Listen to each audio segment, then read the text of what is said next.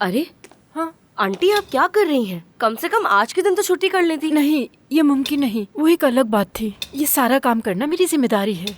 क्यों मुमकिन नहीं है? मैं आपसे कह रही हूँ ना, गुजारिश कर रही हूँ, प्लीज। अभी बहुत काम करने होंगे आपको। घर जाके तैयारी करें आराम से। मरियम बेटी, ये सब कैसे होगा? हाँ, बहुत अच्छे से हो जाएगा सब, यकीन करें। वो अलग बात है कि अगर आप मुझे अपनी बहू नहीं बनाना चाहते। अरे नहीं, तुम जानती हो बेटा, मैं तुमसे कितना प्यार करती हूँ, मगर तुम लोगों में और हम में बहुत फर्क है। बस यही सोचती हूँ मैं।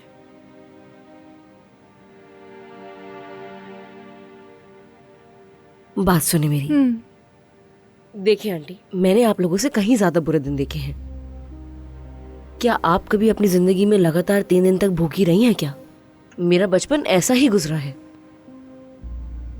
इसलिए मुझे कोई अमीर लड़की समझकर ये रवैया मत अपनाए, प्लीज। बस आप तैयारी करें। तुमने तो मुझे रुला दिया मरियम।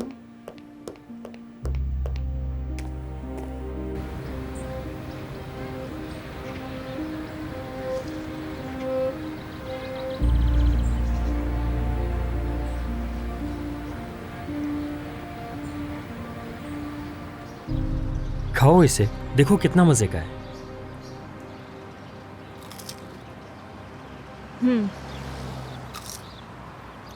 ये क्यों लेकर आ गए हो? मुझे पसंद नहीं है। ऐसे कह रही हो जैसे मुझे पता नहीं। जल्दी खाओ इसे, इसमें विटामिन है। तुम इतना कह रहे हो तो खा लेती हूँ।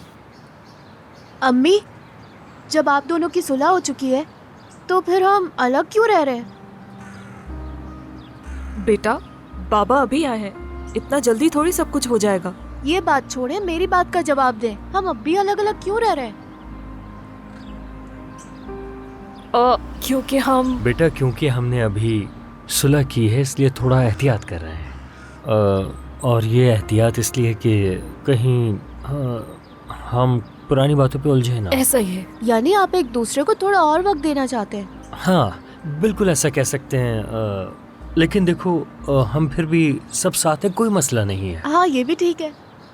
चले, अच्छा है, साथ तो है। कुछ देर पहले तामला का फोन आया था। परी मॉम बनने वाली है। सच कह रहे हो तुम? अच्छा, तो इसीलिए बुलाया जा रहा था। अब तो ऐसा लगता है बैरन आंटी और आमिर अंकल कभी एक नहीं होंगे। मैं सही कह रहा हूँ ना?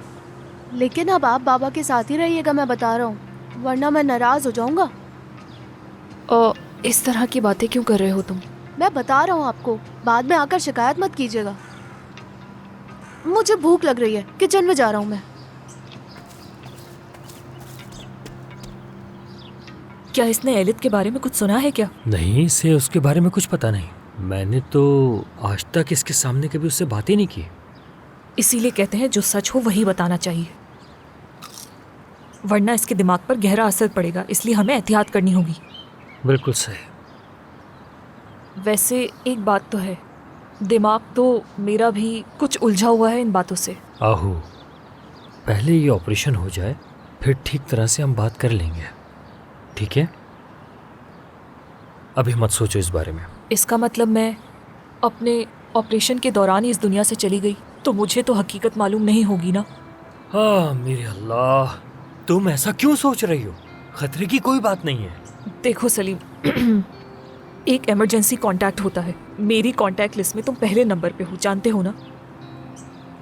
मैं चाहती हूँ तुम जब भी मेरे पास आओ तो खुशी से आओ, यूं दिल पर बोझ रखकर नहीं, क्योंकि मैं चाहती हूँ कि अब तुम मेरे पास बगैर किसी मजबूरी के आओ। कैसी मजबूरी आहू? ये तुम क्या बातें कर रही हो? ये सब कहकर क्यों दुखी कर रही हो मुझे? मैं तुम्हारे साथ रहना चाहता हूँ। अगर तुम इस वक्त भी मुझे नहीं समझ सकी तो क्या कह सकता हूँ मैं? सलीम, अगर तुम्हारी मेरे पास आने की वजह बीमारी है तो फिर मैं खुद तुमसे कहूँगी कि मेरे पास मत आओ। अगर कहीं और जाने का दिल चाहता है तो जाओ, मैंने ज़बरदस्ती नहीं रोक रखा। आहू, मैं ज़बरदस्ती यहाँ नहीं रुक रहा हूँ, बल्कि अपनी खुशी से तुम्हारे पास आता हूँ। मेरी उससे सिर्फ दोस्ती है और कुछ नहीं, ये समझ लो तुम। दोस्ती? हाँ, सिर्फ दोस्ती है। तो क्या दूसरे लोगों से भी यही कहते हो कि मैं आहू के पास इसलिए जाता हूँ क्योंकि वो और मैं एक अच्छे दोस्त हैं? आहू, हम अभी भी मियाँ बीवी हैं, हमारी तलाक नहीं हुई। अच्छा, तो फिर तुम्हारे हाथ में अंगूठी क्यों नहीं है?